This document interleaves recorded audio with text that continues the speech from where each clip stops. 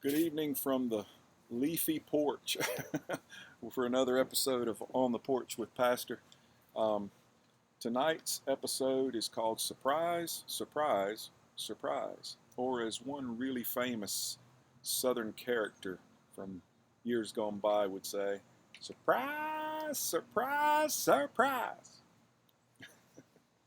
Did that just for you Websters up there in Pennsylvania. See, I give a shout out to people who comment on the videos from time to time. You too, Rick. You commented the other day from up in PA, so good old greetings to my friends in Pennsylvania. Let's jump right in. My wife and I waited 8 years to have children. I was in college, then graduate school. I thought I was too busy. My mother had 5 children in 7 years, was principal of a school, and attended college all at the same time. And she did a good job, which I point out to her every Saturday when I visit her at the home for the mentally distraught. Despite our childless state, my wife and I were willing, indeed eager, to share our perspective on child rearing with anyone who would listen. Now that we have children, we seldom offer advice. The moment you tell someone else how to raise their kid, the odds increase that your own child will turn up on America's Most Wanted. So we don't give advice anymore, because as parents, we've realized we don't know anything about children. Before we had children, we knew everything. Now we have children, and the only parent we feel superior to is Ma Barker. It's been hard to admit my ignorance about child rearing. It's easy to be smug when you're driving home from someone else's house saying, "When I have children, they'll never act like that." Now, when our childless friends visit, I tell them when they leave, "Don't talk about us on your way home." They know what I mean. Most experiences don't turn out the way we'd planned. Parenting is one of them. Take Spencer's second Christmas. Someone in the church gave him a nativity set as a gift. He was particularly taken with the wise men, one of whom he used as tableware. Dipped Balthazar up to his ears in ketchup and licked him clean.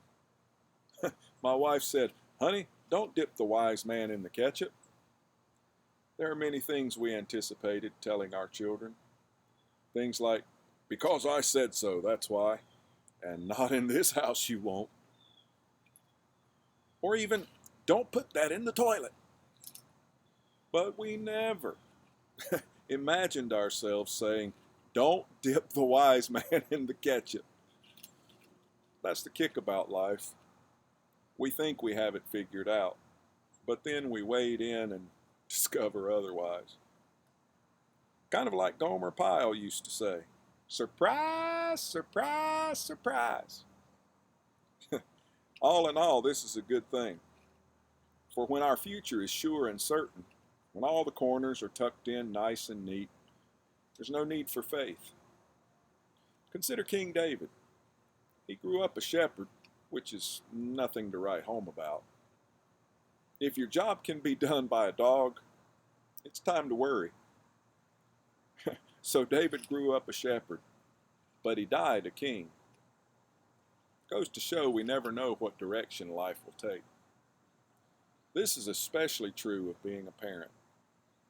We never know we never know everything there is to know. Only solution is doing your best and trusting God for the rest. At least that's what my sainted mother used to tell me back in her younger days when I knew it all.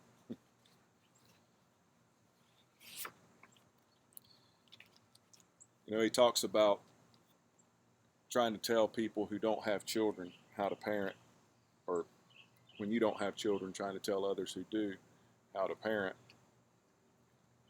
I think back to all the times that even though I don't have spiritual children in the way that Father in heaven does, too often I try to tell him how to do his job in rearing his children. Sometimes my carnality gets the best of me. And I think we should all admit that we're happy that God is our Father as Christians and not other Christians sometimes. Because we get some Christians that come into our lives that we just want to give the right foot of fellowship, if you understand my drift. Or lay hands on them swiftly and repeatedly. But this is what's known as Pastor Appreciation Month. So I know a lot of Christians that should, whether they realize it or not, appreciate their pastors, because I've often been the confidant of other men of God, and some of y'all should be thankful that they let God do His job as a parent, and that they don't step in and try and do it for Him. Because, well, anyway, on to other things. But I think it is good that God lets us be surprised. I think that's the difference in man and God. Most of the time, God surprises us. It's with good things, and we look back after the fact, and we're able to rejoice that God's wisdom is insurmountable, and it's unfathomable, and it's unapproachable. Man doesn't come anywhere close to the wisdom of God. And so, anyway, I don't want to ramble tonight, but just know that you're loved, and keep your eyes to the skies, because He's coming soon.